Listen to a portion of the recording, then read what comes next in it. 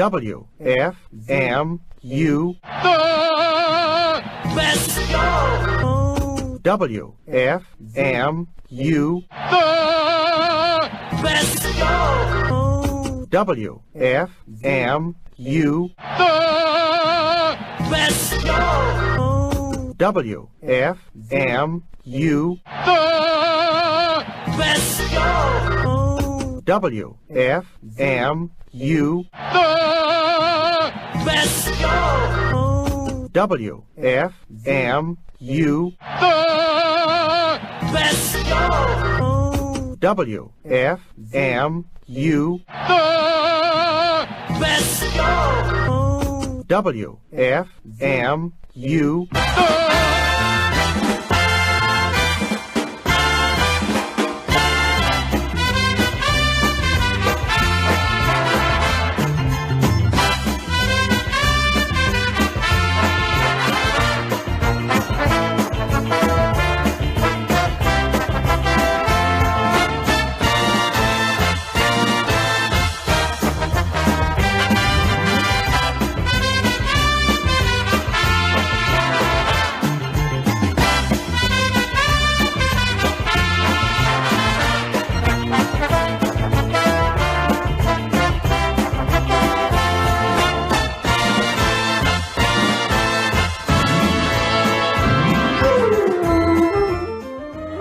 If it's 9 p.m. on Tuesday, that means it's time for the best show on WFMU. 120 minutes worth of mirth, music, and mayhem, hosted by the one and only Tom Scharpling.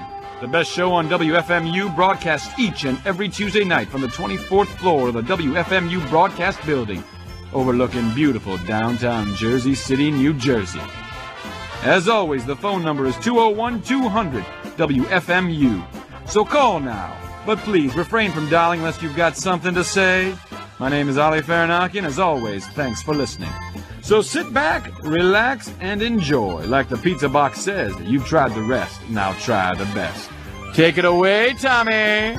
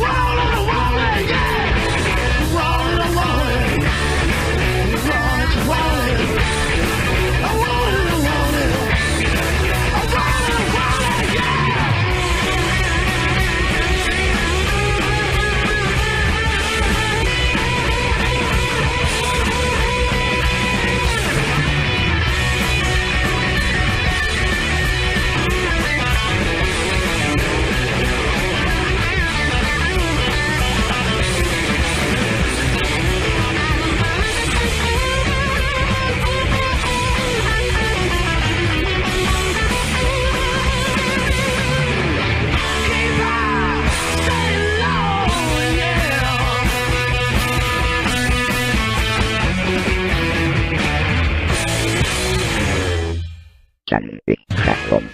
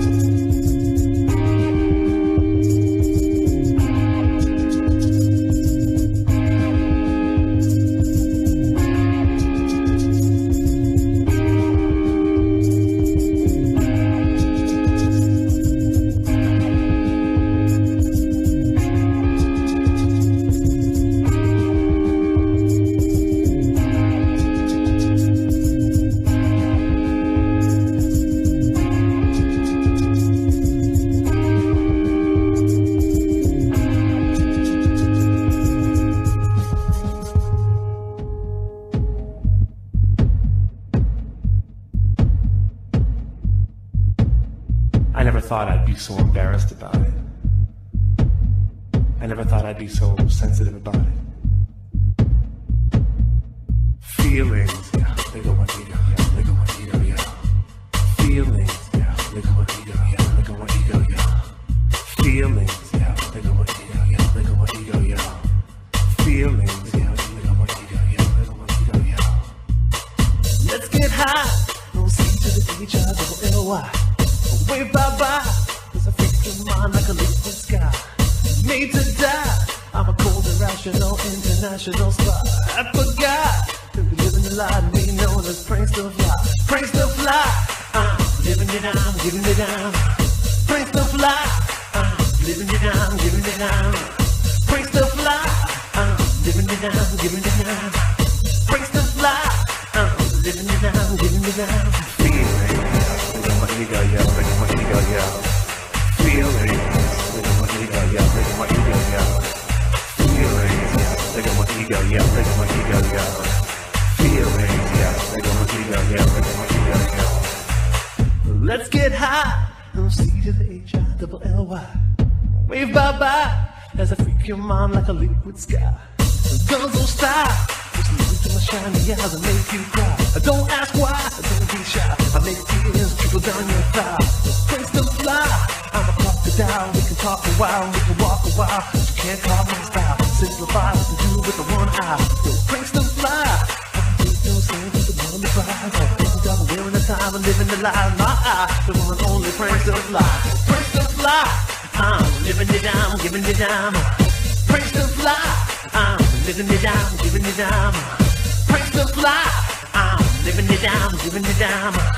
Pranks to Fly, I'm living it down, giving it down. Giving it down, oh my, giving it down, giving it down, giving it down,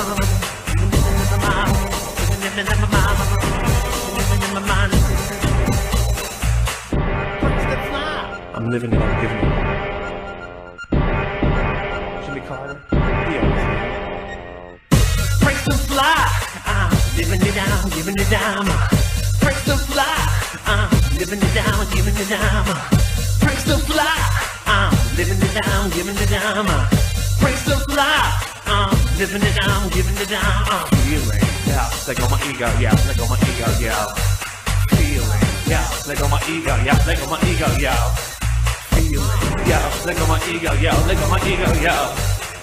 Yeah, let go my ego, yeah, let go my ego, yeah. Yeah, let go my ego, yeah, let go my ego, yeah. I need that. Yeah, let go my ego, yeah, let go my ego, yeah. I need that. Yo, let go my ego.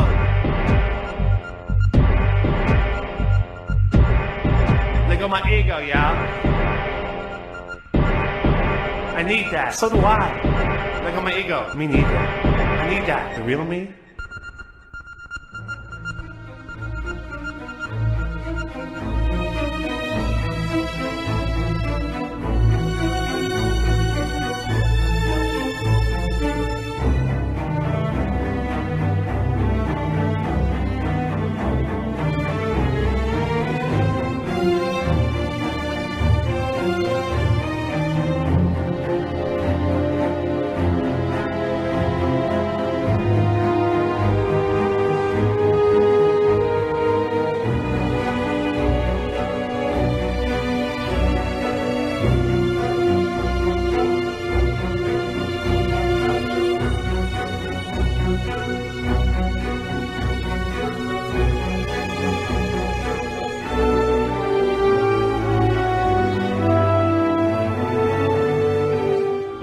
Hey, you are listening to the best show on WFMU. My name is Tom Scharpling. I'm here each and every Tuesday night from 9 until 11. The phone number is 201-200-9368. Open phones all night. The email address, toms@WFMU.org. If you email me, it will be read. The computer is 8 inches from my face. You hear that? That's the mouse. Click, click. I'm ready to read your emails and take your calls. 201-200-9368. Oh, the music that we just heard was, that last song was by Chili Gonzalez, taken from his new album, The Entertainist, put out on the Kitty Yo label. The song we heard, Prankster Fly, from the Chili Gonzalez brand new LP. Neil Haggerty before that. Actually, it's Neil Michael Haggerty now. So, from his first foray into solo recording, his self-titled record, Neil Michael Haggerty, on the Drag City label, we heard Whiplash in Park. That's what happens when you do fancy schmancy fonts on the back of your thing. It actually is Whiplash in Park, as I had thought earlier. You use the fancy schmancy font, nobody can read the names of the songs. Then nobody buys your record. Drunk Horse. Now these guys understand typefaces. Easy as pie to read. The name of the song, Tanning Salon, from the album of the same name on the Man's Ruin label. And going back, one of the hotter records of 2000 was the Bad Wizard EP. And we heard Keep High, Stay Low from Bad Wizard.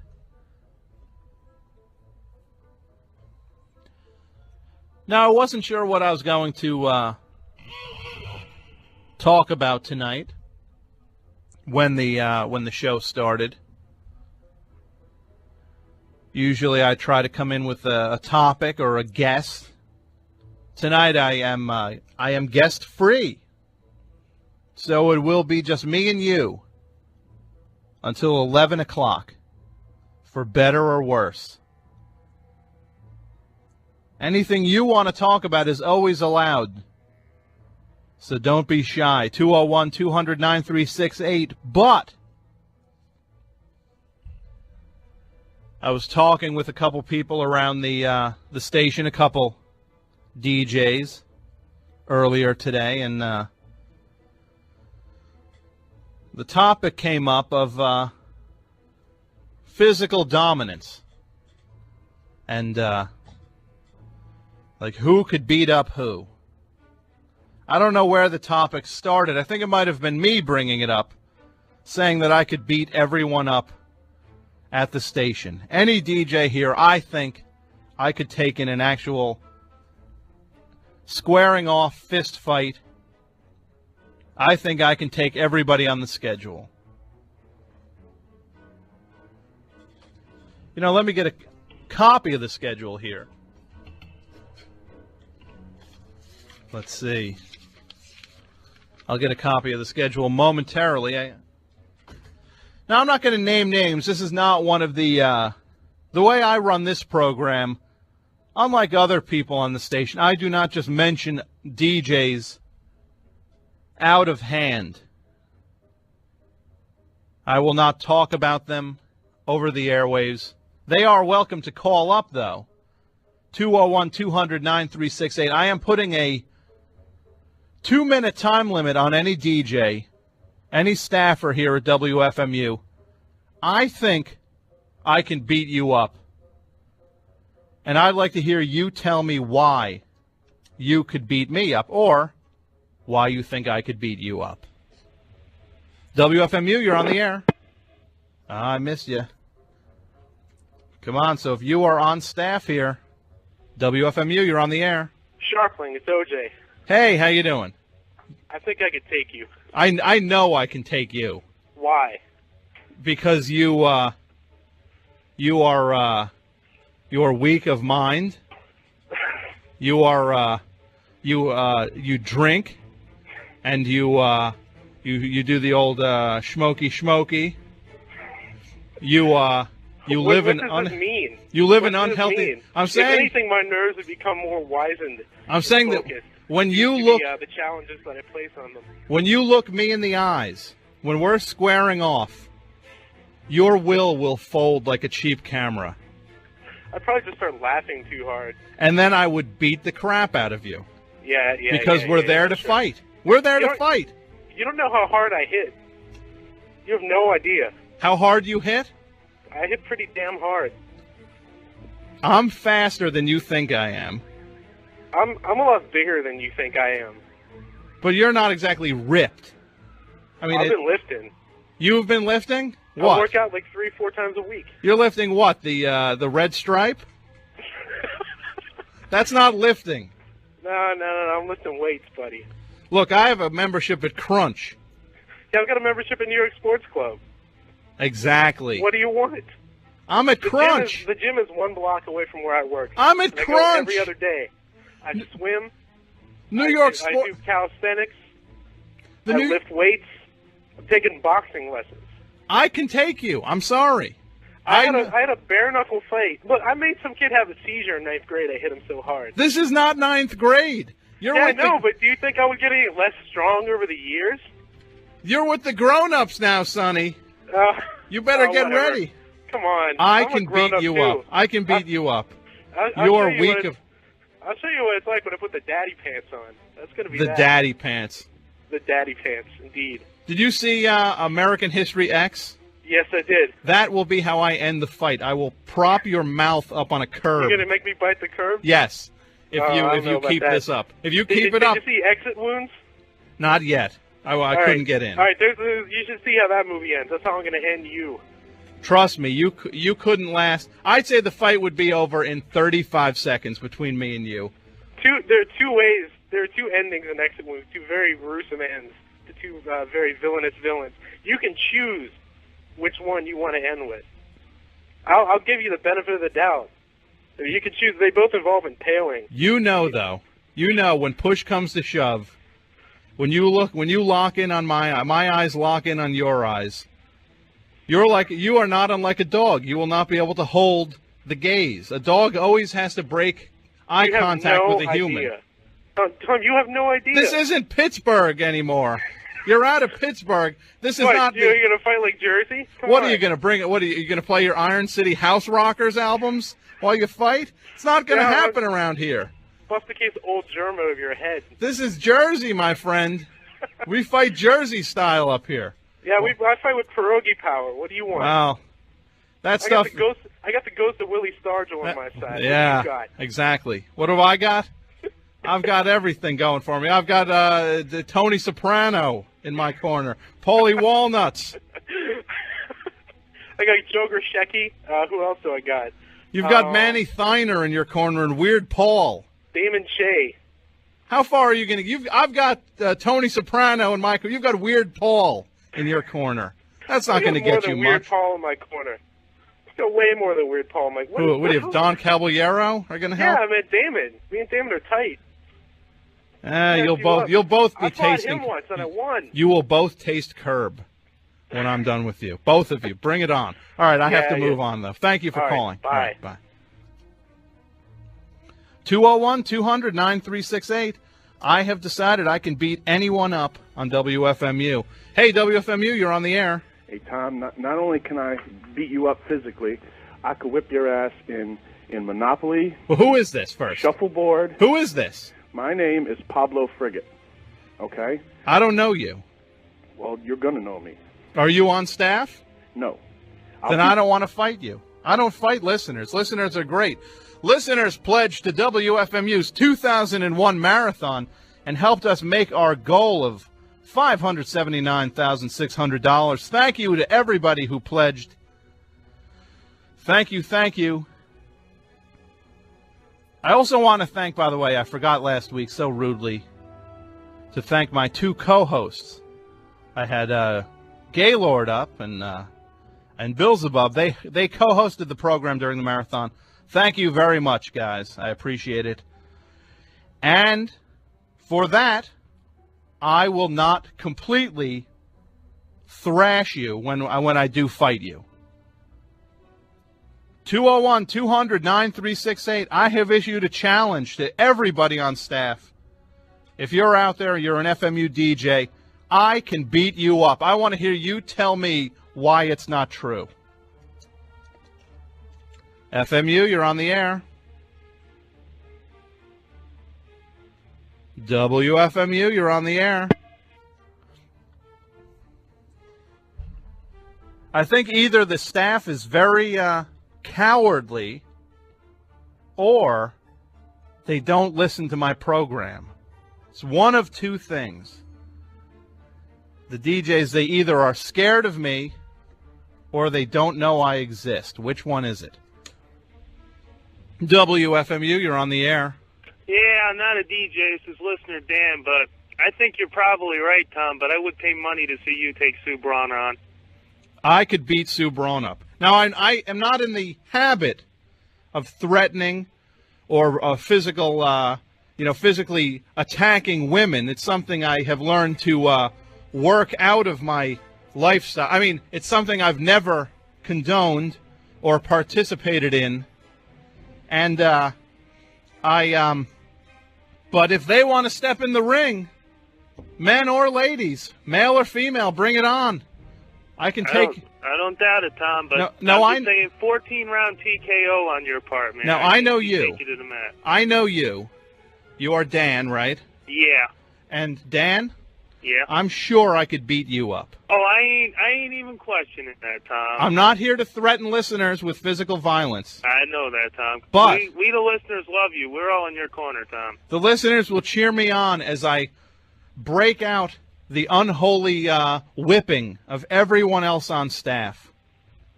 Pounding them mercilessly. Boom with the left. Bam with the right.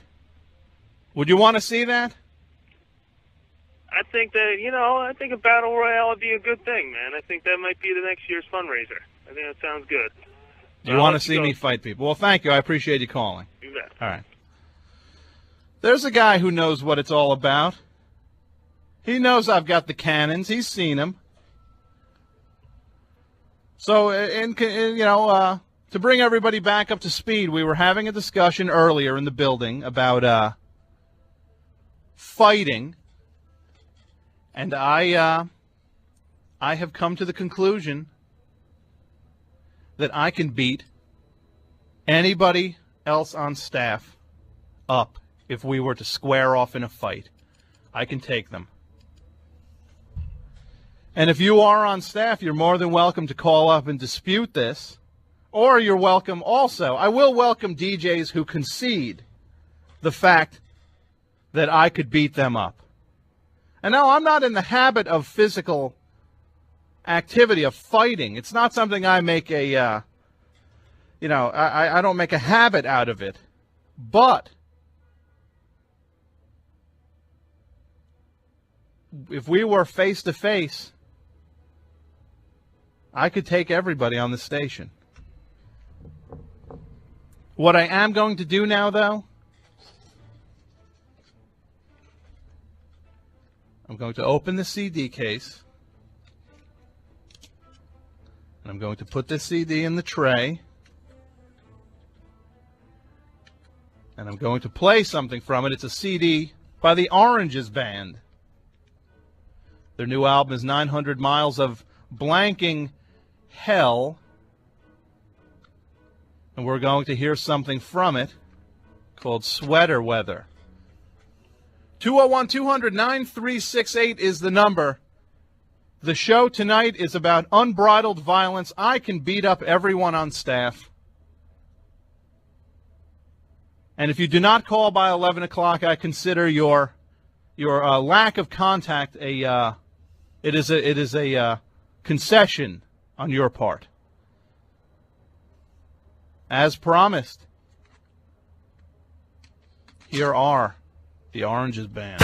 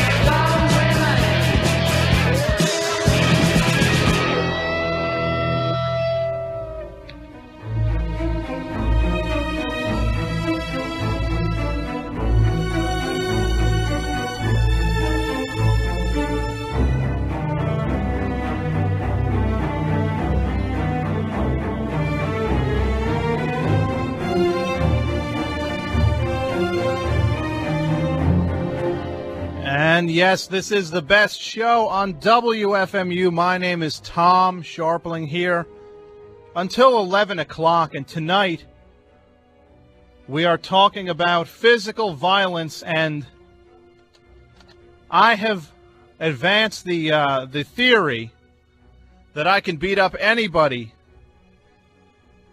who's on staff here at WFMU. I know in my heart, I think I can take just about anybody on staff. So this program tonight is an open phone invitation for other staff members to call up and tell me why they would be able to beat me up, or conversely, they can issue a concession to me if they feel that they would not be able to beat me in a fight. 201-200-9368 is the number. The email, toms@wfmu.org. We just heard from the Soft Boys from the Underwater Moonlight reissue on Matador. It's actually called Underwater Moonlight and How It Got There. It's got a second CD of rehearsal stuff. We heard Only the Stones Remain, which is good stuff from them, unlike their actual live rock concert, which was a complete snooze. Oh, the Bingo Trappers before that. The record is called Juanita Avenue. And we heard Manual for a Safe Trip by the Bingo Trappers. And starting us off, the Oranges Band. A song called Sweater Weather. 201-200-9368 is the number. The challenge has been made to all DJs at WFMU. I can beat you up. Tell me why that is not true, or concede. WFMU, you're on the air. Hey, Tom, it's Hova.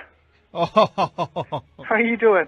are you here to concede? I just thought I should let you know why none of the DJs have been calling. Why is that? Well, I've been on the phone since the start of the program organizing a nonviolent protest. We want to stop the chain of violence, and we are disheartened by your show of aggression tonight. This is not an aggressive show. I'm not staging an actual match. I'm just, this is all on paper. It's like could what would it be like if Mickey Mantle went up against the El Duque? You know, it's like that kind of thing. It's like, could Muhammad Ali beat Mike Tyson? Would George Mikan make it in today's NBA? That's what we're doing here. This is all speculative. Well, you know, Tom, there's always someone bigger. There's always someone a little bit tougher.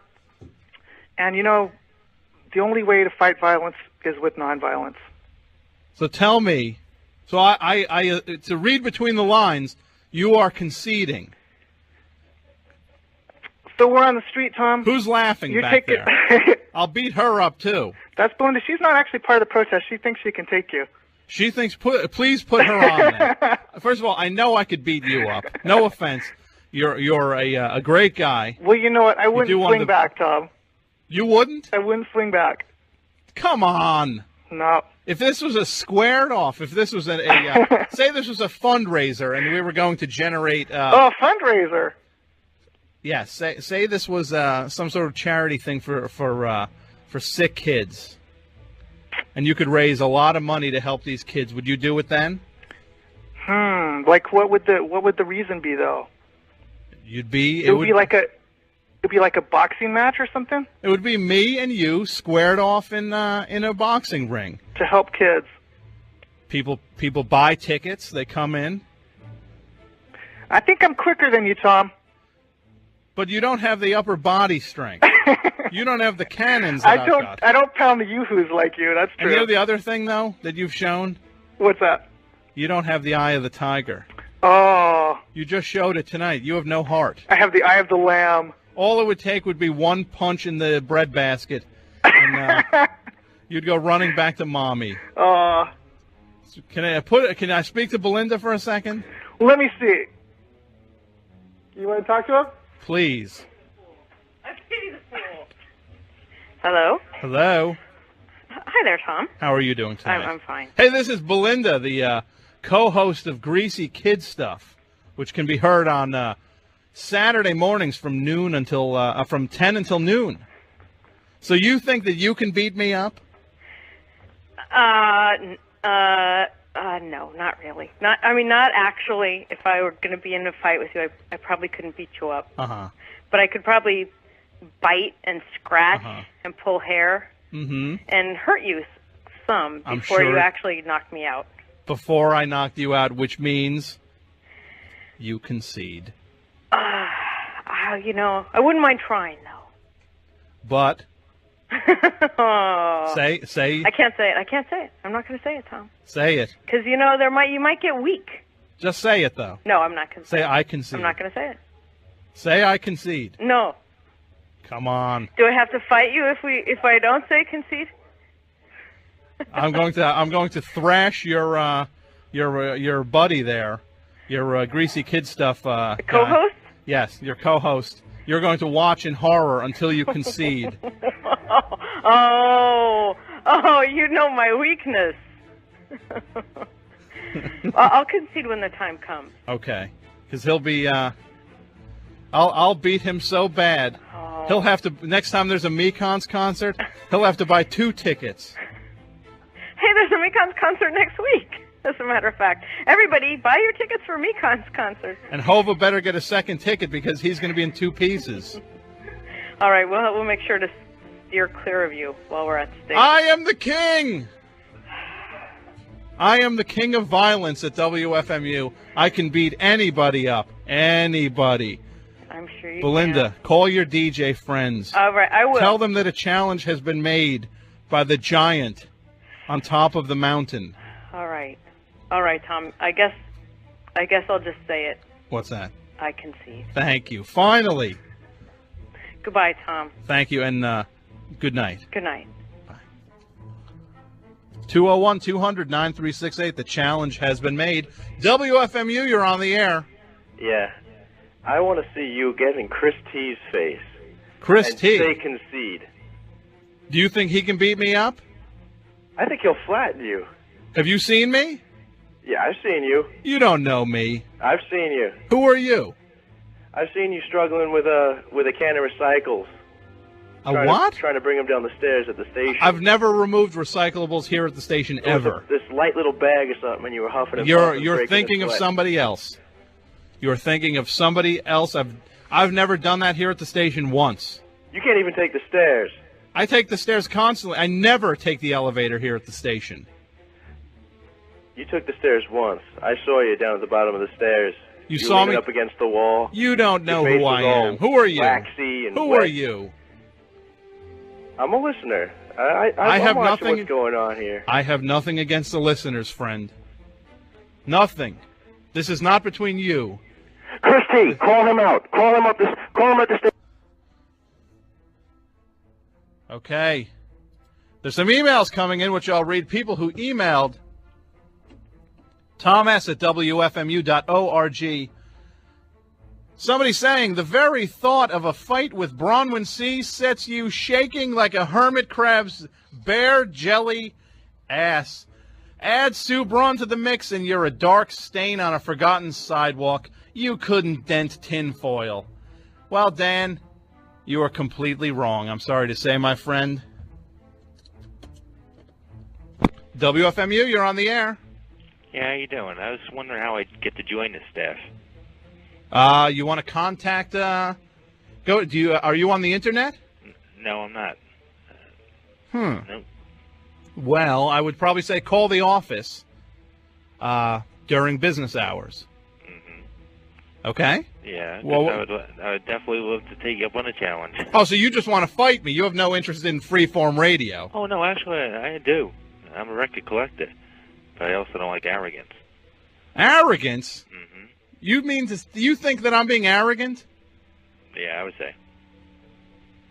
You know, you're a listener. This doesn't have anything to do with you. I apologize. Jay the Spaz monkey would smack you around a little bit. No animals in this fight, because I'll bring my pit bull in this. My pit bull will rip that monkey's head off. I saw my dog once mangle a possum. A possum, huh? Yes. With Okay, one well, move. In the same vermin family, I see. One move. So in the same vermin family. Oh, I definitely look forward to volunteering, though. Great. I think the station's a great place to get involved. Seriously, call the station during business hours. Will do. All right? Thanks for listening. All right. All right. WFMU, you're on the air. Hi, my name is Ken. I'm calling from Jersey City. Ken from Jersey City? Yes. How you doing, Ken? Hey, could you speak up a little bit, please? Yes, how's that? That's much better. Thank you. Tom, I have a question Uh-huh.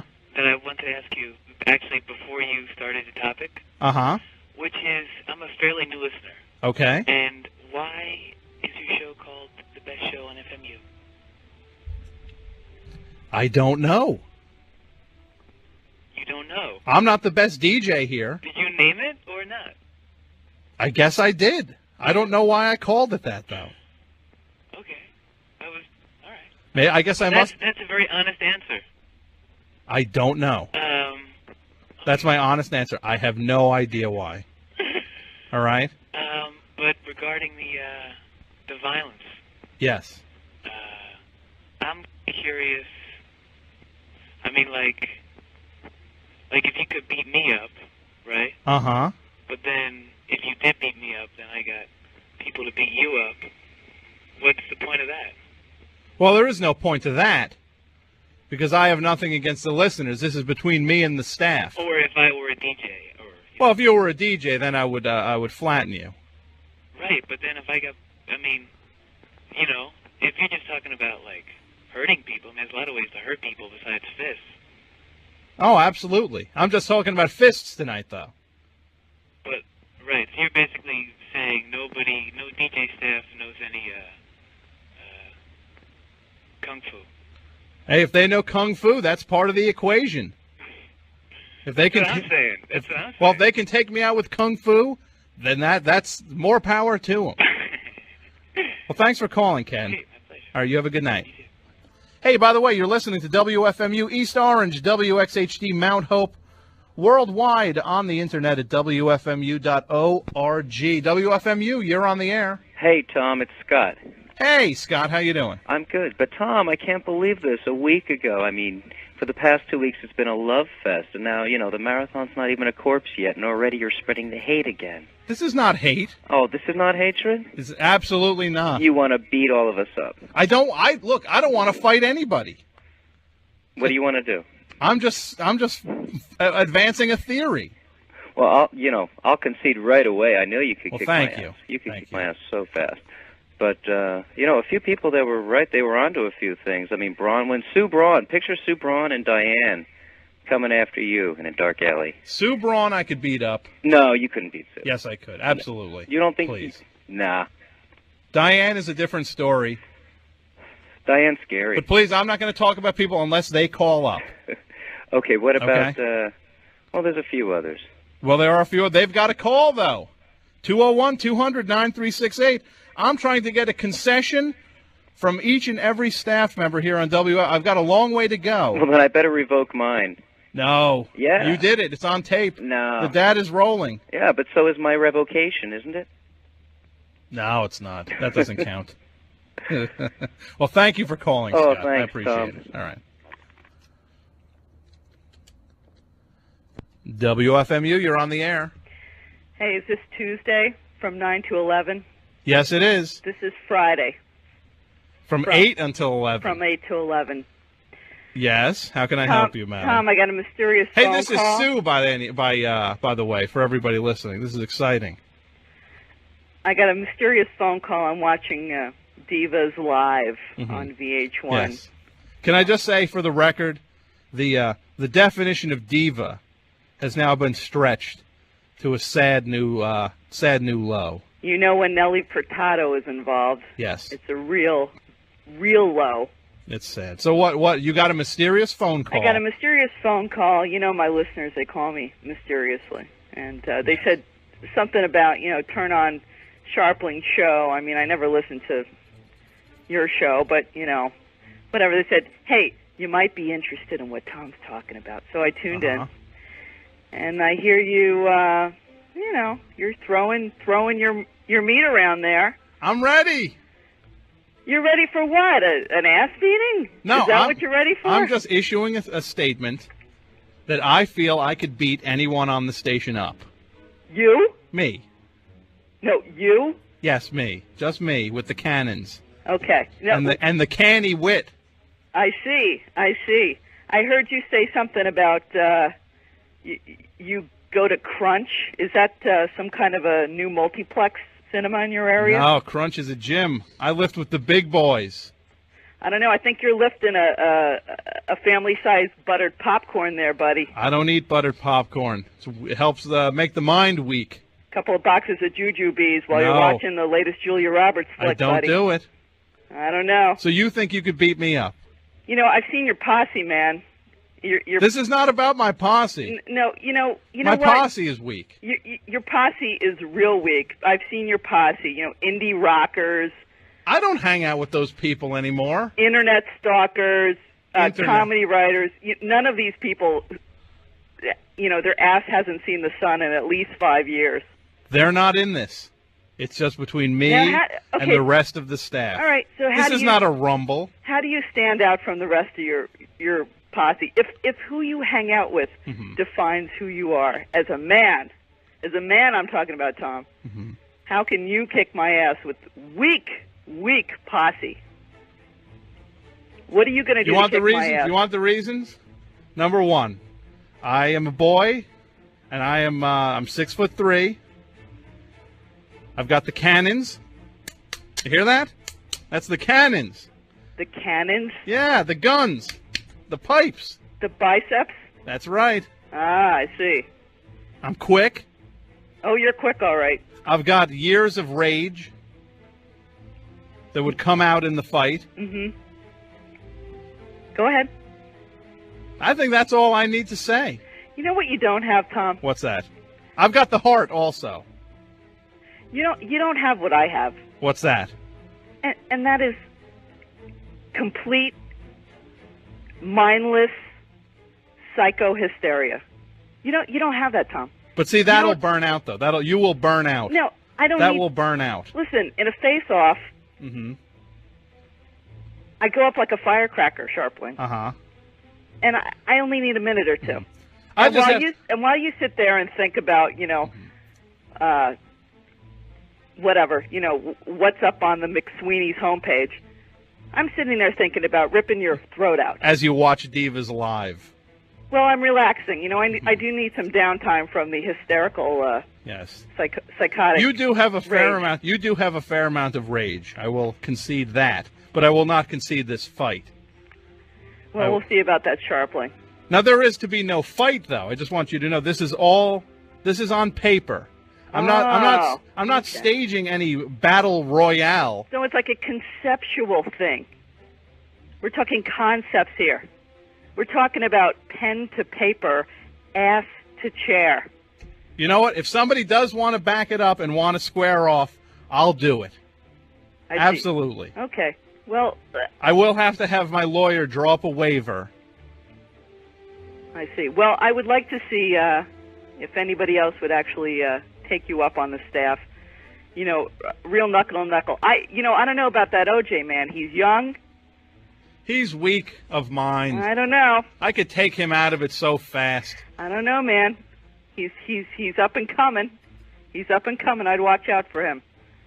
He's up and coming. He sure is. And what can I tell you, Tom? When you make the concept real, Scharpling, you give me a call.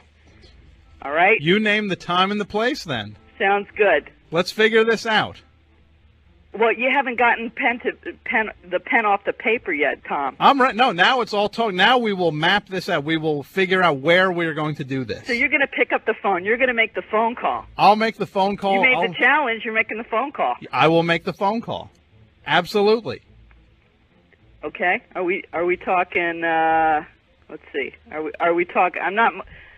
I'm more of a, kind of an animal attack. See, but here it goes now. Now you're qualifying it. No, I'm not qualifying. I'm just saying, be ready for bloodshed. I'm talking about, cover the walls and windows, put a tarp down, and get out the triple antibiotic. I will wear. You know what? I'll let your anger burn out, and then you'll start doubting yourself. You start huffing and puffing, and then I will unleash the unholy torrent of lefts and rights, uppercuts and jabs, and you will fall to the mat.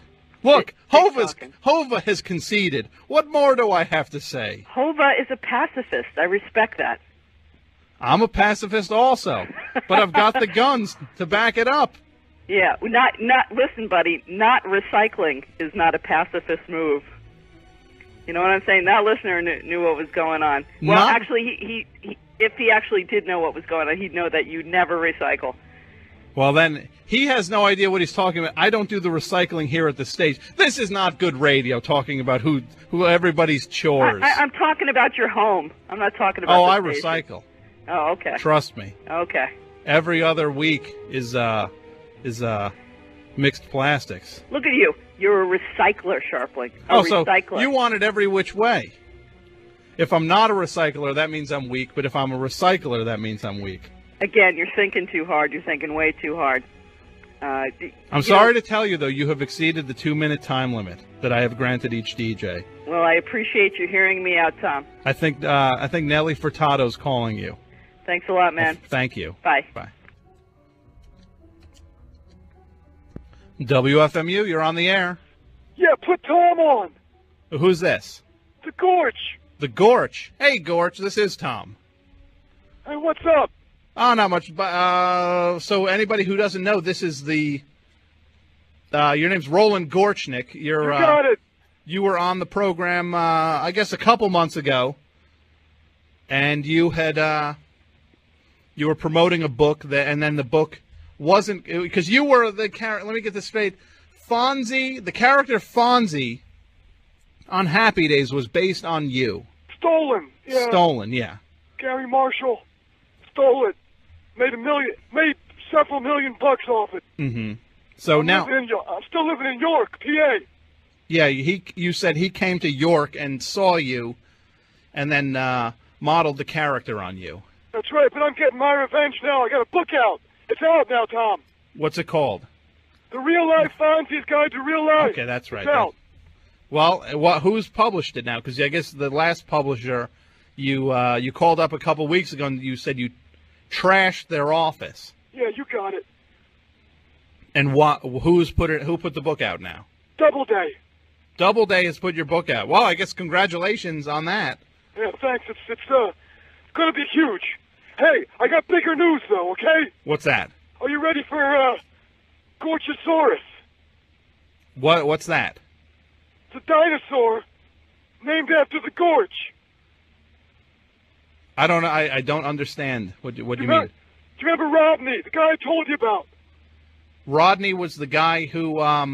He was one of those pudwags I used to torture back then. I think you said Richie Cunningham was based on Rodney? That's right. Okay, so what happened with Rodney? Why? Well, Rodney's a big-time archaeologist now. Uh-huh. He was digging in, New Mexico. Yeah? He dug up these bones. Turns out they're dinosaur bones from some dinosaur no one knew existed. Okay. So I lean on him. I make him name it after me. So you're making him... Because I guess if you discover a dinosaur or something historical like that, you get to name it. That's right. So you're making him name it what? Gorchosaurus. So you're making him name this dinosaur after you? He wasn't into it at first, but I came over there with my chain, swinging it around. Tore up his office pretty good, too. So what? So now there is a dinosaur named after you. The Gorchosaurus. The only thing that bumps me out is that apparently this dinosaur only ate plants. Yeah, and... Didn't eat no meat like the Gorch does. Because I know when you had called, you eat pastrami a lot, right? That's right. That's right. I'm eating a T-bone right now. T-bone steak. Wow. So, Hey, I got a cell phone, too. a I'm what? talking on it right now. A what? What did you get? I got a cell phone. Where did you get a cell phone? I'm not going to plug any department stores, okay? Okay. I bought one. But the great thing about it, Yeah. I can walk down the street in York and do phone sex at the same time, Uh-huh. swinging my chain. Really? Yeah. So you walk down the street on your cell phone and have... Swinging my chain, Uh-huh. doing maximum damage, letting people know who's boss. Yeah. And I also call one of those phone sex lines, too. So why are you telling me that, though? I mean, why is that something you think anybody would want to know? Don't you do it? What? You don't call phone sex. No, I don't call phone sex. You gotta be kidding me. What American doesn't use phone sex? I'd probably say more Americans don't You're use wrong. phone sex. Hey, guess what? Yeah? I'm going to be a daddy again. Okay.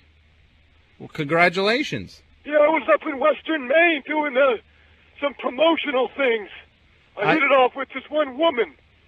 Her name's Rhonda Timmons. Uh-huh. Oh, man. She's 42, but that bod, whoa. So you, I got you're not 7 married. already. But you're not married, though. Hell no. So That's not for me. I've already got 7 kids, though. I mean, is this somebody that you've been involved with? What's her name, Rhonda? We were involved once, okay? Well, obviously you were involved once if you're going to be a dad. Yeah, well, for my other 7 kids, I'm kind of, I like to call it absentee parenting. And that's not something you're proud of, though. Hell yeah! I gotta retain my image of being cool. Yeah, but that's not cool, though, to just, to raise to not raise a kid that you fathered. What do you think is cool? Well, I mean, it's not cool or uncool. I mean, it's like, it just is. You just kind of have to do it. It's your responsibility. I'm beginning to think you're less and less cool every time I talk to you. And you know what? What? I met a couple guys who think the same. Who did you meet that... Sergeant John Q. America. Uh-huh. In Idaho. Okay. Sergeant, that's, yeah, I think I know John Q. America. I think his name is, I know him as Hot Rockin' Ronnie. Well, I don't know nothing about that, but he thinks you're a big zip. Well, I heard actually you were kind of talking trash about me from him. He said you said I was a loser. That's right. So you admit that? I think you're both losers. So why are you calling, though, if you think I'm such a loser? Because your listeners want to know about me. I want to know what the gooch is up to. My listeners really don't care about some 63-year-old man who... Hey, I'm 63 years cool. Well, that's fantastic. And now, you're like a puzzle each time that I'm never sure what makes you tick. What would you say makes you tick? Why, as a man in his 60s, are you still fathering children? I got to get the rocks off, too, just like you do every week. How often do you get your rocks off, my boy? How often do I get my rocks off?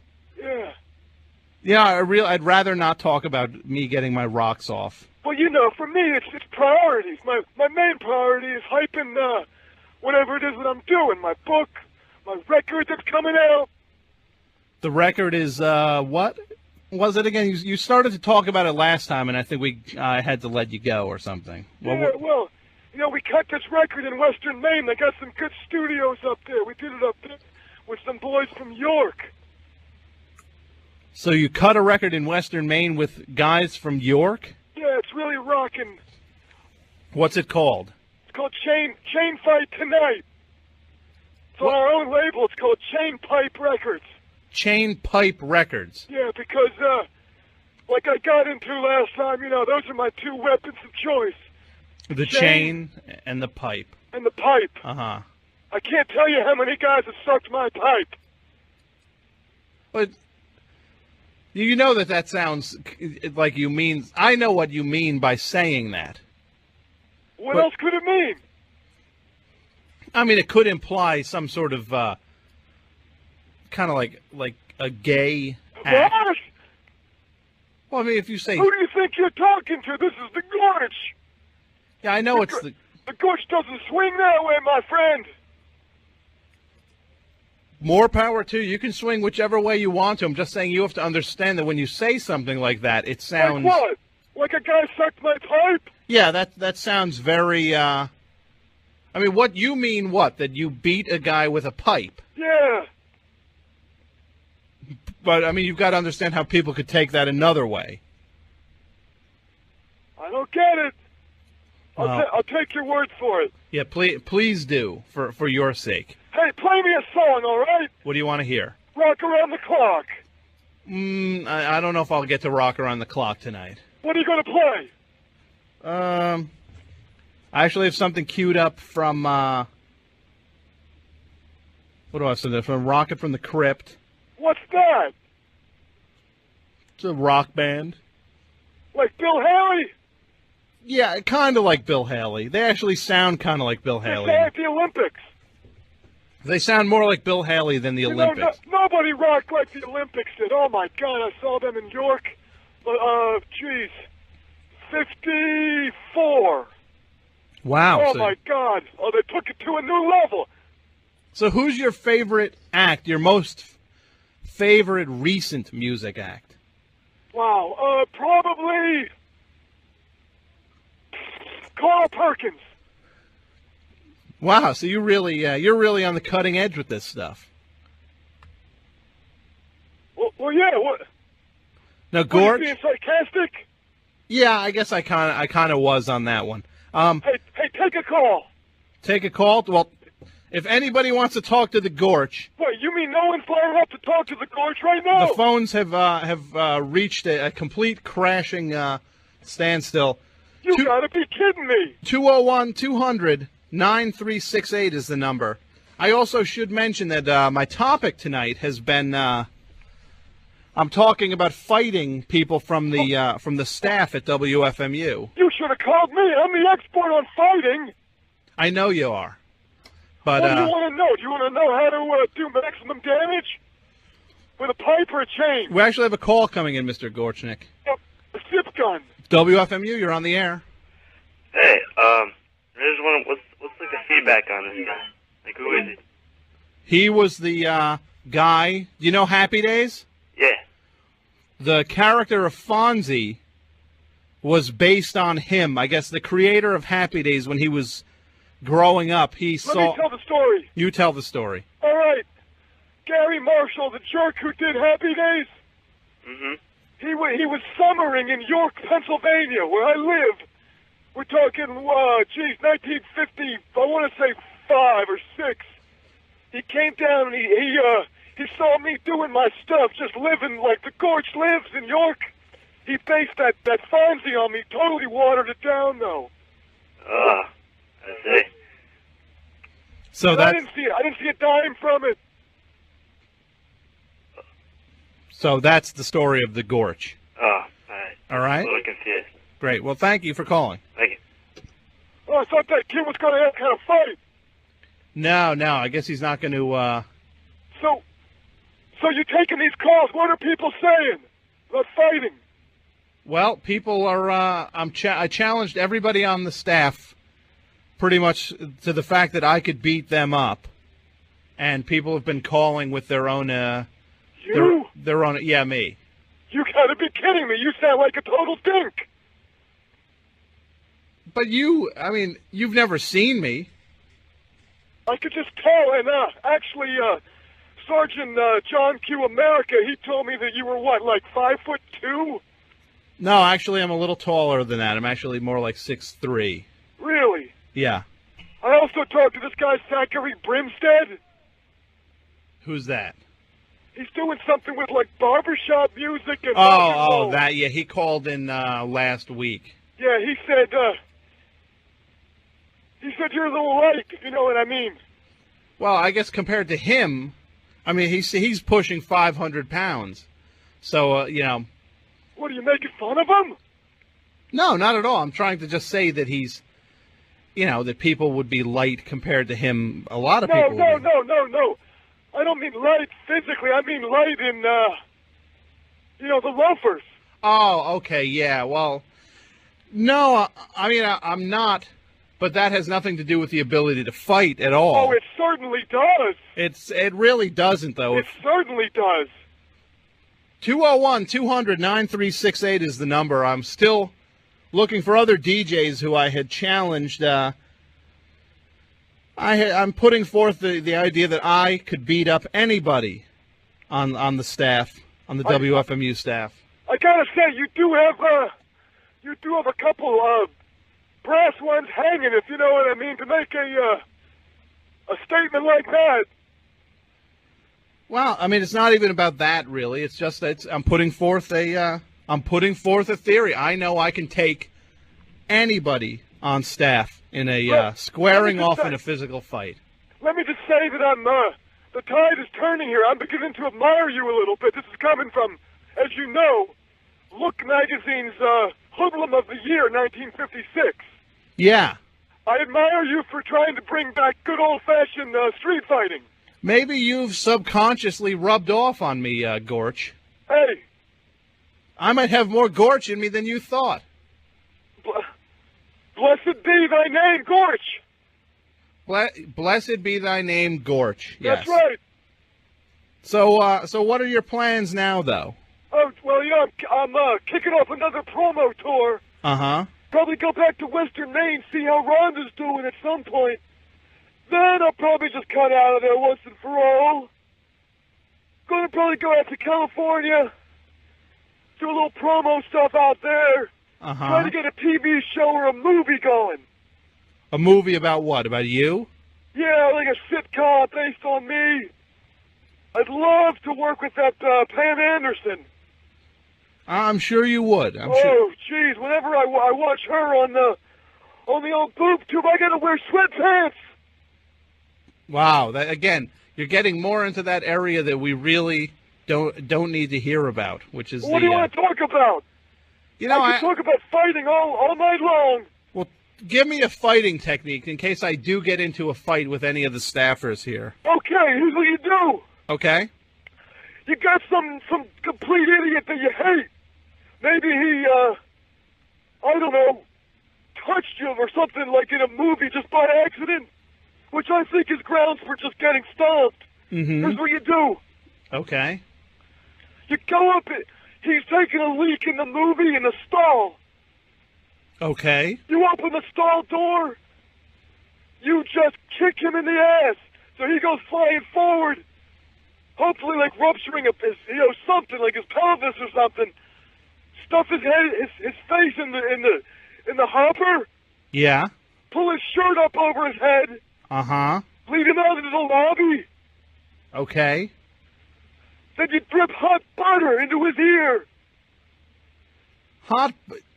Well, that's kind of, I mean, that's not exactly fighting. That's more I'm not done yet. Okay, Here's where the fighting comes in. Okay. You shove him out into the street. You pull out your chain. And you just hit him in the back. So you start whipping him with the chain. In the back. In the back. See, again, that's not really the kind of fighting I'm talking about.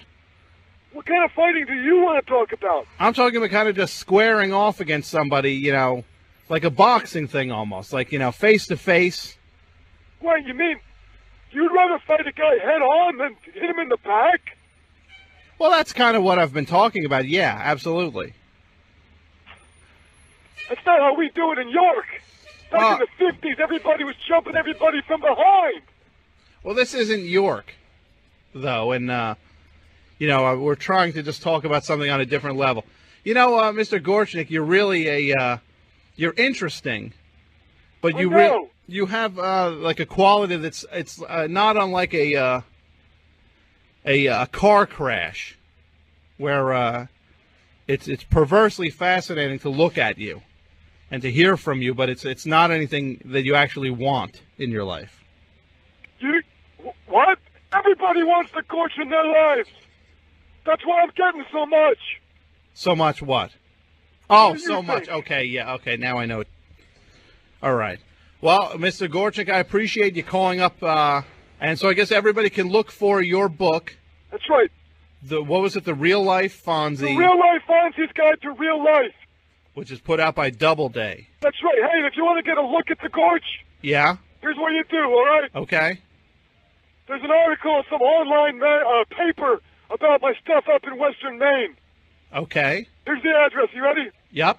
www.stereolabs, STEREOLAFFS.com/raveon, RAVEON.HTM. You can get a look at the Gorch. Okay, so anybody who wants to see what the Gorch actually looks like can go to that site. Fantastic. That's right. Keep it cool, Tom, all right? I'll keep it cool. Thanks, Gorchnik. I'll be back. Kick some ass for me, all right? All right, I will. From behind. No, actually facing off. Is how You stink. Okay. Oh, goodbye. Oh. What an ordeal that guy is. 201-200-9368. The challenge still stands, staffers. I forward the notion that I can beat any WFMU DJ in a fist fight. I've already received concessions from Hova and Belinda, and I'm going to say also from DJ OJ. I'm going to consider what he said between the lines to be a concession. So if you are a staffer and you do not call by 11, that means that you have chosen an absentee concession. So the only way for you to actually not concede is to call 201-200-9368. WFMU, you're on the air. How dare you say I concede? How can you say this? Who is this? It's OJ. I will kick your ass. Oh, I'll that's come down so there sad. now and do it. That is so sad. Do you want to do it?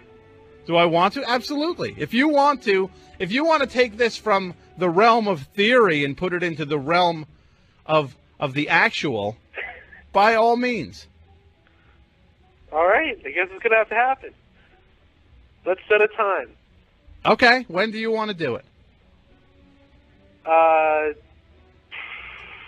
Tomorrow night. What time? After I get off work. What time is that? I'd say around 8 o'clock. I'll roll down to Jersey City and we're going to fight. All right, in the parking lot. No, we're fighting a lit place in front of a crowd. Oh, what's wrong? We're going to fight in the wrong? parking lot. Because, I don't know, you're going to put a chain up. Nice. WFMU, you're on the air. Hey, Tom, it's Brian. Hey, Brian, how you doing? I, too, am not conceding to this nonsense. Why is that? Well, I want everybody to know the truth. Yes. And you know what I'm going to say. I have no idea what you're going to say. Well, the truth is you're a dirty fighter, so I would recommend nobody fighting you. Nobody out there should fight you because you fight dirty. How do I fight dirty? Well, let's just bring up the incident in the library. Yes. I was filing records on the ladder, the moving ladder. Yeah. And you pushed me off. You fell off. Yeah, I fell off.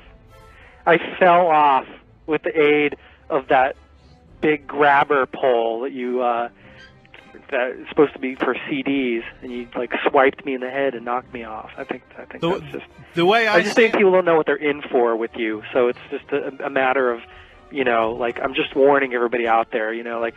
Sue Braun and all these people are calling in, and they're throwing it down, but they don't realize that you're gonna get the nunchucks out. I will show up. If they want, I will just be in boxing trunks. If that's the way they want it, they can determine the terms of the fight. Yeah, well, they don't know what they're in for. Well, you're dirty.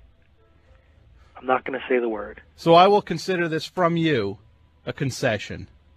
That you know that if you and I squared off, okay, you would get roundly thumped. Okay, maybe in bizarro world language, Tom, but I'm not conceding, but I'm also not fighting.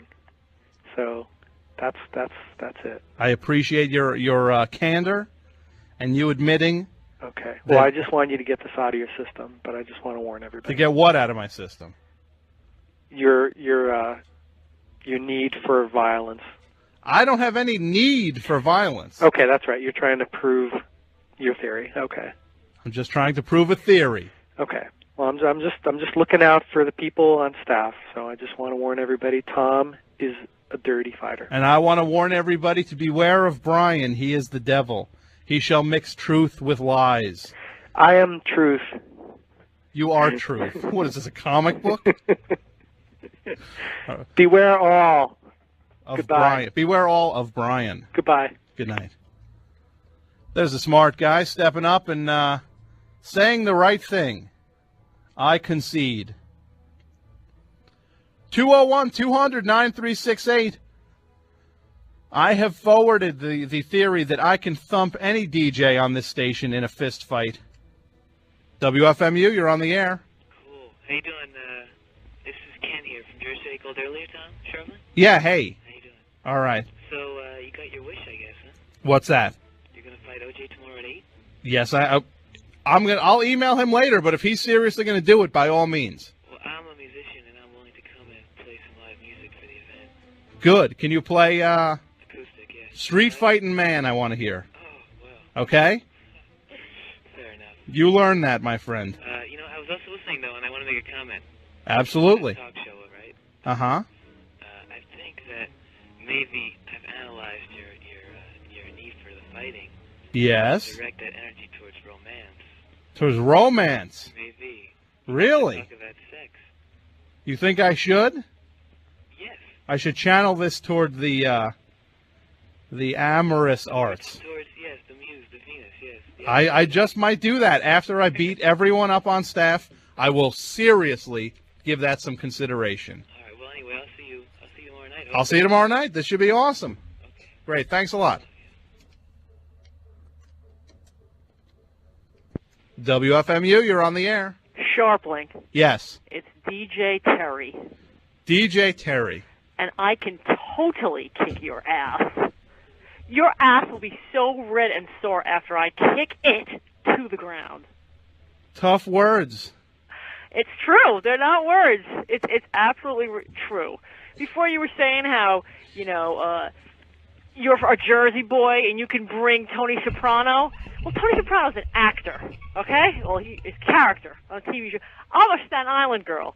I got my posse. You know who I got my back? Yeah, you've got I got the Castellanos. Rodney Dangerfield I in got, Easy Money. I got got the Genovese family. You've got David Johansen. David so you're Johansen, going to show yes. up. You're going to show up in a feather They were boa. the original punk. Uh-huh. That's right. I got the Wu-Tang. You don't even want to just even step with the Wu-Tang. The whole Fox Hill Project. That's my posse. And I got another tough-ass Staten Islander, Steven Seagal. Oh, yeah, So, Steven forget- Seagal. so you could No, I think it's actually Seagal. Is how you say his name. Steven Seagal. Yes, it's Seagal. My point is, my posse kicks ass over your posse.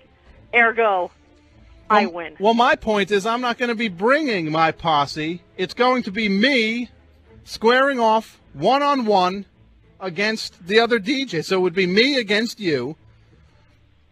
And you are a lady, obviously. And, that doesn't matter in my world. and I am not in the habit of fighting women. It's something I do not make a practice of. So you are forgetting, though, I'm forgetting. that I am 5'10" and I weigh 130 pounds. I could kick your ass. But you know what? Actually, I'm 5'11". What? Yes?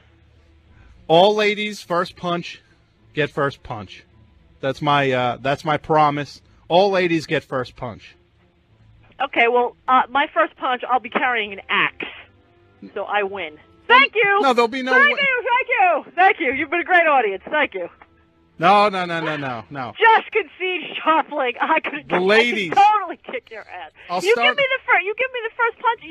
Then you're dead. You're to the ground. This is how it starts. This is how I handle the ladies in this fight. Okay. They get the first punch, Yes. which I will obviously duck because, and then Yes. I'll give them the paintbrush, the back and forth with the hand, just like a paintbrush going on a wall. And then if they don't concede, then they get the same thing that the men get. Scharpling, I will poke your eyeballs out with my stilettos before you even get to me. Madam, you have exceeded your 2-minute time limit, so I'm going to say good night to you. Good night. Thank you, Bye-bye. and thank you for conceding. WFMU, you're on the air. Yeah. Hey, Tom. How you doing? It's Brad Lester calling. Hey, Brad. Hey, Brad, you were the... hold on, let me get myself set here. If anybody remembers last week, you were on I the was program. on your show last week, man. And you were writing a book called... Yeah, writing a book, completed a book called Tonight Show Confidential, The Tonight Show America Can't Watch, Behind the Scenes of America's Favorite Talk Show, from the perspective of a segment producer, me, Brad Lester. Mm-hmm. Well, so what do I owe You know, it's weird, man. I was on your show last week, and I was just thinking about a lot of stuff that went on over the course of the show, and, it's just like, I guess a lot of stuff was brought up that, I didn't realize at the time. Some people felt that my stories just, weren't interesting enough to write a book about, and I guess maybe I was too inside the project, you know what I mean, man? In terms of you... And maybe I was too close to it, and, I guess being on your show lent me a perspective, which I didn't realize I had. I might have to agree with you on that grounds, because some of the stories were not... I don't think they were as fascinating to everybody else as you may have found. It's funny you said that, man, because when I was on your show, right, it was just like... and having retold the stories, live on air, and hearing them myself for the first time without reading them, and it's just like... Maybe some of the stories didn't hold weight, and I have to agree with you there. And I've been doing a lot of soul searching this week, and racking my brain about whether these stories are worthy of publication. At first I thought they were, but maybe I was wrong. And maybe you showed me the light a little bit, Tom. So what? Are you changing the direction? Well, look. I worked for Jay Leno for 8 years, man. I worked for The Tonight Show for 8 years, and that was one of the most interesting and wondrous experiences of my life. It was my life. I lived it. I breathed it. Mm-hmm. I swam in it. I drowned in it for 8 years. You know what I'm saying? Yeah.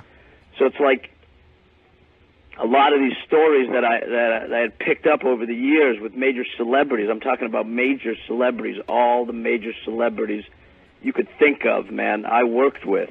Yeah. For 8 years straight, on a one-to-one basis. Which a lot of people would think would be, you would have an overflow of fascinating stories. Yeah, and, maybe what happened, Tom, is that, based on the fact that I was so involved in the retelling of the story, that I didn't realize that, maybe some of the stories didn't exactly hold weight, like I said, So what I've done...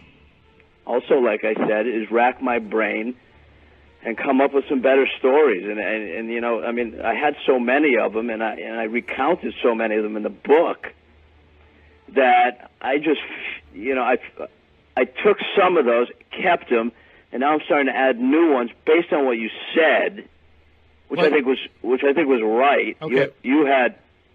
Well, what's one of the ones you're adding then?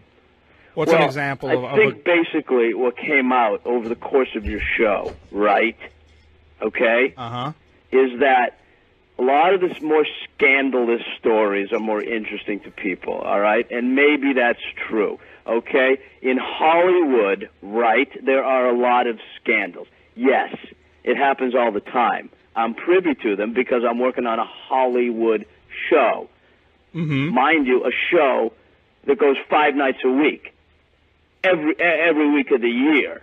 So these stories accumulate. I mean, not every week of the year. Well, pretty much, man. Pretty much, you know? So what... Jay is someone who doesn't like to take a lot of time off, whereas a lot of other shows, Letterman, some of the other shows, Kilborn, Conan O'Brien, even a lot of these shows, the late-night shows, take time off. Jay likes to work throughout. Okay. So we're doing pretty much 48 weeks a year. So what is the... cut to the chase and give us a story then. All right, I hear you, and I'm going to give it to you, all right? Some of these things I felt like I didn't want to write about because I felt like maybe they were a little compromising to the people involved, all right? But now, based on what you said, I'm thinking, all right, I'll pass some of these stories along. Maybe these will push a few more buttons. Maybe it will sell more books. I hated to do it, but I'm going to do it. Okay.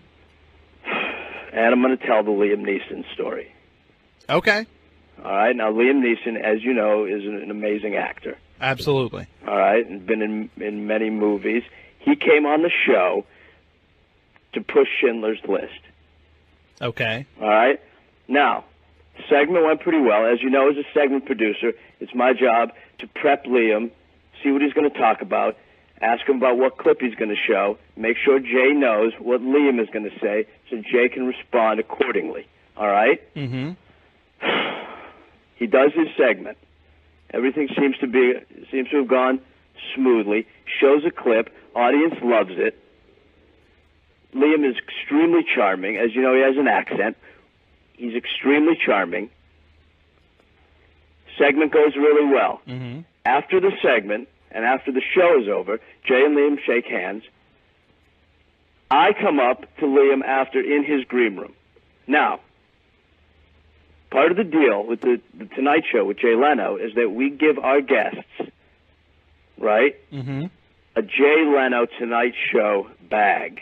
In that bag is a T-shirt and a coffee mug and some socks by Puma. Okay. The company Puma. Okay. So they make like anklet socks. All right. I don't know. They have a deal with NBC or something. There's a production deal. So Puma is attached. Puma also makes the T-shirts and the hats. Mm-hmm.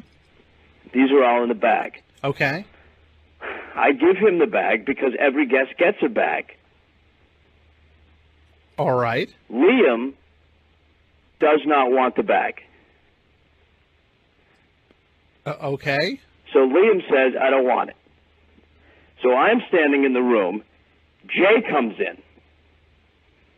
Jay walks through the back. I'm standing there. Liam's turned down the bag. Now I'm like stuck in between. I'm looking at Jay, and I'm thinking in my head, this is what I'm thinking, Tom. I'm thinking in my head, Liam has just turned down the bag. I don't want to tell Jay that Liam's turned down the bag. Jay is coming in to say congratulations on a great show. All right? Mm-hmm. Now, I am stuck. I don't want to tell Jay that Liam just turned on the bag because I know Jay will flip. He'll flip if He'll he doesn't. flip his wig, Tom, because everybody gets the bag. No one's ever turned down the bag. I have never experienced a guest turning down the bag before. It's never happened. Okay. But, so I'm thinking, Liam's got to hate the show. He didn't have a good experience on the show. This was potentially my fault. Maybe he doesn't like Jay. Maybe Jay doesn't like Liam. I don't know. I have to smooth it over. So what happens on this, though? What happened is I took the bag out, and said as I was leaving, Liam, I'm going to put the bag outside for you. Excuse me. Jay, you can say goodbye to Liam. Liam never took the bag. But what happened is that I avoided catastrophe. Because Jay never really realized that Liam didn't take the bag because I had made a comment at the end, like, Liam, I'm going to leave the bag for you. So there's obviously some bad blood there. This is the kind of story that is now one of the ones you've decided to put in the book. This is going to go in the book now. I would actually hazard a guess, Brad, This story is worse than Let any me of the tell you ones- another story before This story- you start to get off. No, this story- Let me tell you another story, and this comes from my notes. I don't remember this one too well, but this comes from my But notes. let me just, if this story that you're about to tell is as bad, I mean, that story was bad that you just told. This is the Brendan Fraser story, okay? You know Brendan Fraser. Absolutely. All right, Brendan Fraser is a Now, this is a talent. good, He's this is a amazing. good story. What's that? This is a good story. This is a good story. Brendan Fraser is an amazing talent. He comes in, he's doing the show. He is promoting his movie. I don't even remember the name of it. It's called Monkey Shines, Monkey Bones. It's a comedy. He was great in it. Okay. He's also in The Mummy 2 now. Now, I don't work for The Tonight Show anymore, so I don't work, I don't know what's going on. But this was about a year ago. Mm-hmm. Maybe even a little less. He's coming in to promote his movie, all right? We go through the segment together before the show. This is about 3 hours before the show. We go through the segment. Brendan's all ready to go on. As far as I'm concerned, it's a done deal. This is going to be a great segment. Brendan's very funny. He's also very charming. He's funny in his own way. He's funny in the movie. The clip is hysterical. I think the audience is going to love it. Jay knows what's going on. He gets out there. Jay calls him Brandon. Okay. This was never corrected for the first third of the segment. Before commercial break, Jay says, we'll be back with Brandon Fraser. Brendan Fraser did not even mention it. I think he was too humiliated or didn't even realize. Normally, under circumstances like that, I would think, hey, Brendan Fraser's going to say, in a friendly way. Maybe he was a little nervous. He was going to say in a friendly way, Jay, my name's Brendan, not Brandon. This goes on through the whole segment. Uh-huh. During commercial break, I run up to Jay and say, Jay, his name is Brendan, not Brandon. Jay corrects the mistake at the end. They have a joke about it. Everything turns out okay. But for that brief 3 minutes on national television, Tom, yeah, it's pretty tense. It doesn't. It sounds like you have kind of substituted the fact that the way the stories were last week. Now you're just trying to charge them with some tension that isn't even necessarily there to. Well, that really happened. them. I mean, that was on the show. That's live television to tape. They can't take two takes, Tom. These stories are bad, though. All right. I mean, these. I'm sorry. Somebody's calling. Would you take a call? Sure. WFMU, you're on the air. I heard the show last week. Uh-huh. I heard this guy. Yeah. And he mentioned Winona Ryder being raped backstage. Why doesn't he tell us about that? Or doing coke with... well, I did tell, and under duress last week, I did tell the Jim Belushi story. When Jay did cocaine with Jim Belushi, I told you, Tom, I didn't write about it in the book because, well, I was there, but I didn't feel that it was an interesting enough story to tell when I had about 1,000 other stories to tell about The Tonight Show and what goes on from the perspective of a segment producer. Yeah, but and mind you, I also mentioned the Winona Ryder sexual assault, which, by the way, sir, you said Winona Ryder was raped. He hung up. Well, if he's still listening, let me clarify that. Last week I said there was an incident where there was a sexual assault backstage about 5 minutes before. Winona Ryder was involved, but it was not her as the victim. Winona Ryder committed the sexual assault on a 22-year-old intern named Tim. So that story I felt was not appropriate to tell.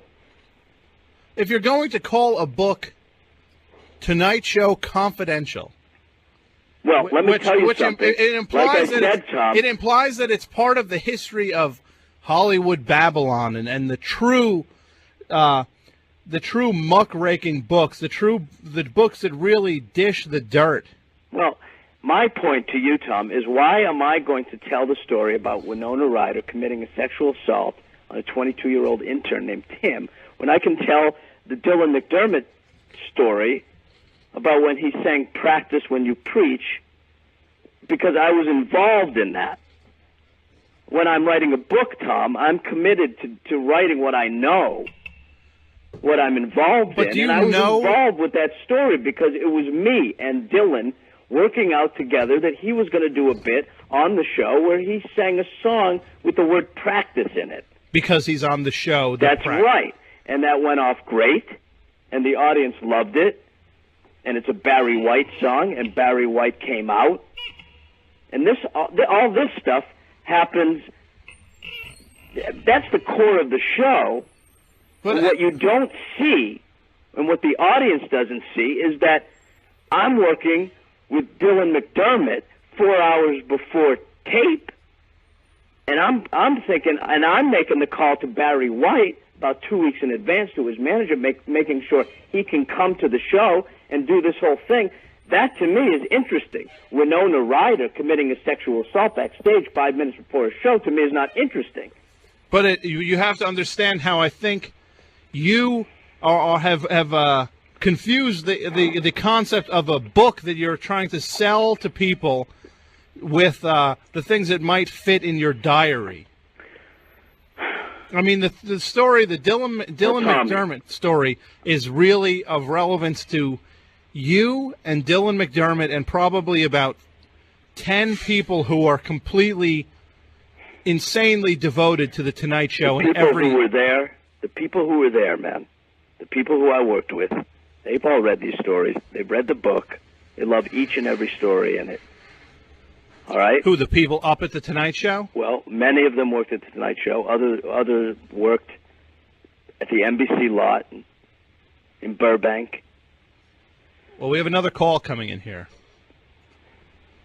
WFMU, you're on the air. Is this like for real? I just find it interesting that people, all that people are interested in are scandals when I'm trying to write a book. It's called commercial potential. I mean, you could call her. Tell me which book would you buy if there's a book at the bookstore and one book is and the stories. Before you answer this question, all right? Let me ask the question. Before you answer this question, can think I ask about the fact that I'm a segment producer, or I was a segment producer on the most popular late night television show in the country, the Jay Leno Show, the Tonight Show with Jay Leno. I'm a segment producer on that show. These are where the stories are derived from.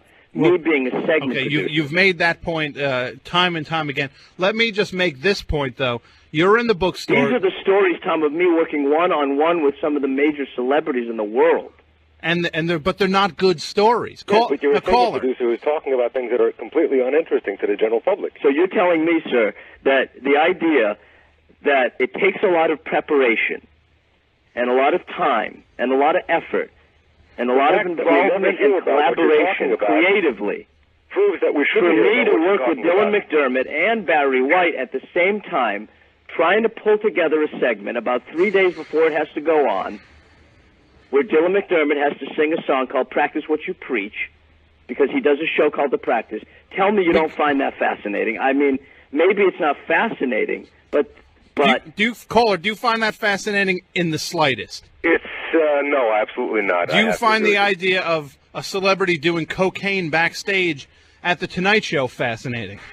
Potentially, yes. Absolutely. The reason I'm calling is because I have done some consulting with people with a few well-known publishing houses, and they want to know if there's a commercial potential for a book, or what price the book should come out at, or what kind of format the book should be done at. And this is actually a brilliant discussion of what someone should not put into a book if they actually want to sell it. Exactly. Well, this was the type of response I was getting last week, and I just feel a little bit. I mean, I think the fact that I've put a lot of effort, and not only have I put a lot of effort into the writing of the book, which I did for 2 days straight, but I put a lot of effort into doing my job for 8 years. Well, thank you for calling, caller, and we got another call. Oh. You have to understand, though, when it's somebody's money, I'm just a little worked up, man. Because look, You have to think of it from someone else's perspective for just 1 second. If they're in the bookstore... Tom, here's the thing, No. all right? Here's the thing. I was there. I was in the trenches.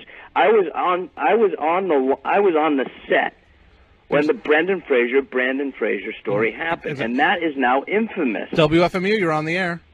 Hi. I have to say that the logistics of getting an hour show out every night are pretty fascinating to me. And, that's right, man. That's right. That's what I'm saying. I mean, that's what I was involved in on a day-to-day basis for 8 years. So you don't care about any of the more sordid things. You'd be interested in reading 30 pages on Brendan Fraser's name being pronounced by one letter. Tom, I could sit here and tell you that. Thank you for calling. I could sit here. Thank you, sir. I think that was a call in favor of what I'm doing. And I'll tell you something, man. I think that I could sit here and tell you about the fact that 3/4 of Jay Leno's brain was removed about 3.5 years ago because he fell on like a paper.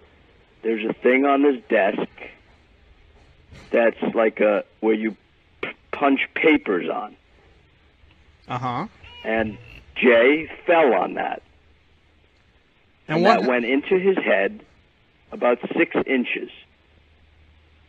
And about 3/4 of his brain had to be removed.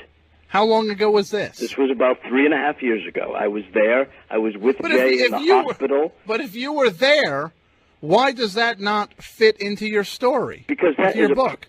Look, here's the thing. That's something that no one has ever heard. Yeah.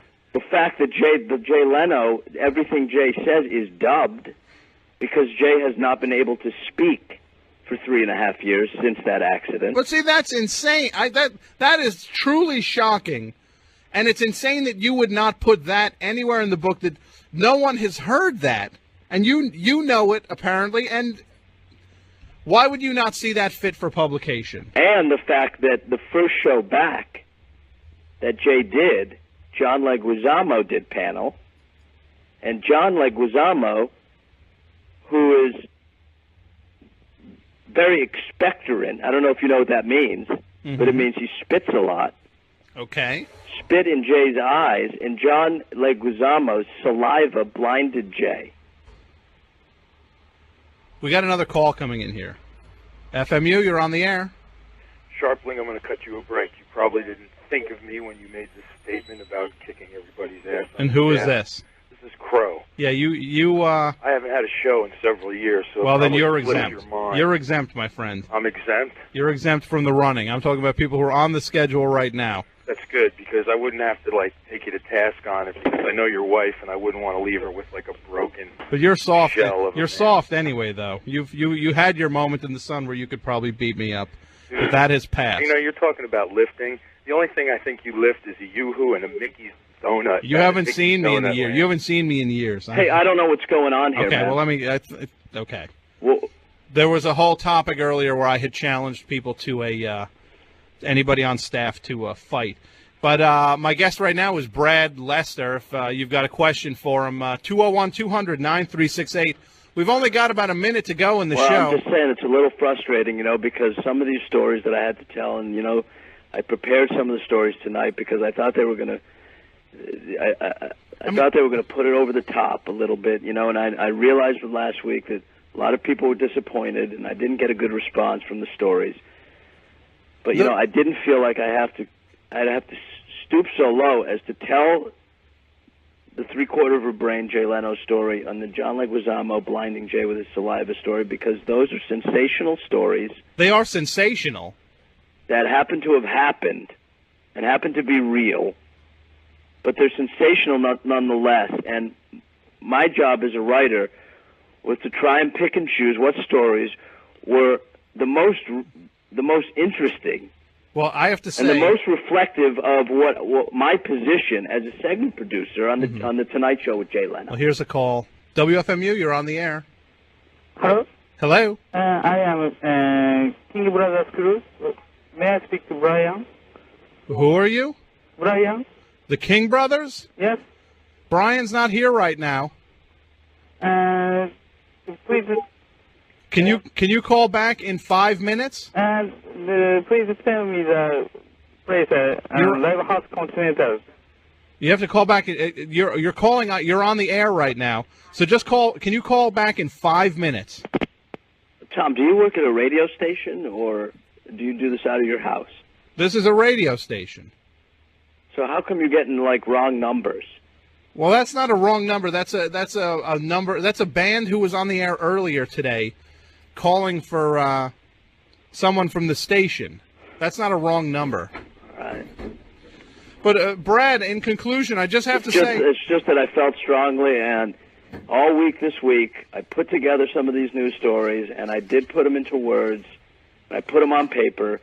I put on paper the Liam Neeson story. I put on paper the Dylan McDermott story, and I put on paper what is now easily the most infamous story that happened to me over the 8 years, which was the Brandon Fraser story. I have to say those stories are wildly unfascinating, though. WFMU, you're on the air. It's hard to be funny, isn't it? What do you mean? It's hard to be a funny broadcaster, isn't it? Are you finding it difficult? I'm not trying to be funny. Your guest is lame. I agree. What are you trying to say? Well, I'm sorry, I kind of agree. Well, I mean, I think that's a personal insult. I think it's an insult to you that I can't exactly disagree with, though. Well, I mean, you're telling me that I don't have interesting stories to tell, even though I had one of the most interesting jobs on the planet for the last 8 years of my life. Mm-hmm. All right, so you tell me that being a segment producer on The Tonight Show with Jay Leno, one of the most major stars in the world, is not interesting. You tell me that. It's interesting. And if you call up and say that that's not interesting, you're lying. Because I was there. I did that job. That's me. That's my life. That was my life. That is interesting. I think you blew it with this book, Brad. I've got to say goodnight.